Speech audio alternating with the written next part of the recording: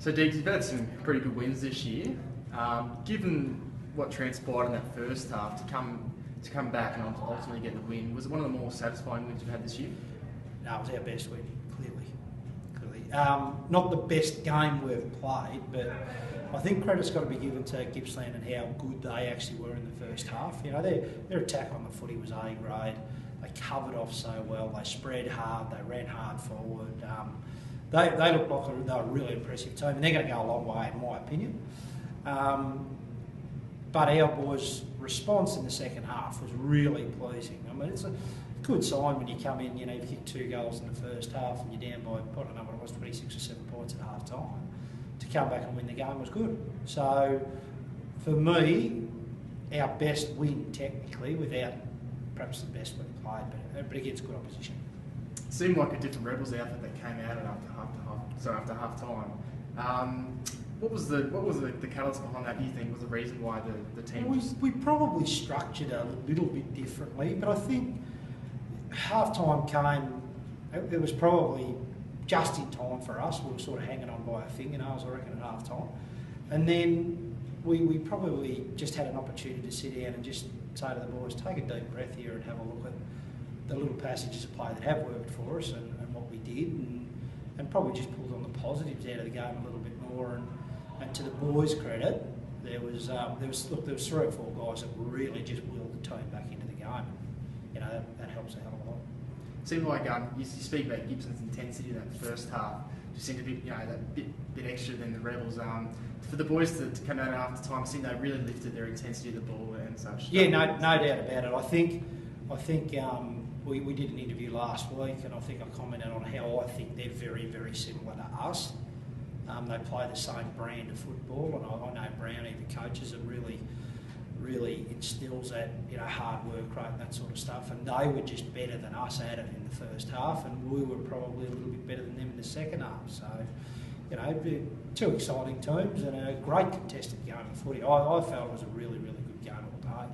Hopper and Tuck were obviously pretty prolific in that first half, but it seemed like more boys came on for the right after half time. It certainly helps when you get a few more jumping on board. So there was Webster was really good all day.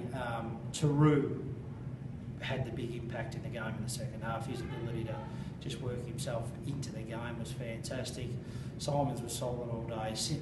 Benny Simpson's really started to play some good footy again. So there was some exciting passages of play, and then Dan Rioli got hold of the game for 5 minutes and probably sealed the job. So, you know, it was good. Obviously, that's a really exciting point to have Daniel come in on his debut game. Not only kick the winning goal, but then seal the game as well later on. Yeah, no doubt about it. He's a great little fella that's just loves his footy. So we're hoping that Dan will show us how good he could be in the future. So, but it gave us a little bit more speed up forward, and you know, he's ended up with 3 goals today. So a nice little start to his career. The switch of Tommy Taru to the forward half after half time, I thought his last quarter he just won those 50-50 contests and made a real difference. Yeah, look, that's what we're trying to build into our team's flexibility. So to be able to move Tom either end of the ground, you know, helps us. And then we just shuffled another couple of guys. Jared Berry went in onto the footy, and I thought Jared was pretty important for us in the second half.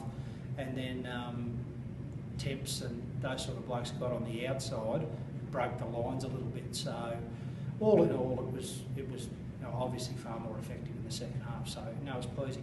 You came into this game with 5 wins in a row. Is it hard to keep the boys mentally challenged and stimulated to come in and keep that winning form going? Yeah, I think it is. Sometimes I think it is, because it's hard for the boys not to get caught up in the hype that comes with winning games and being high on the ladder, and unfortunately we get caught out when that happens, and it happened to us today. There's no doubt about it. I felt we were just off the mark, and against good sides like Gippsland, and again in this competition, you only have to be off the mark 5%, and you struggle quickly. So that's something that we've got to try and be better at, but the boys have really got to drive that, want to be, you know, committed and dedicated and high effort all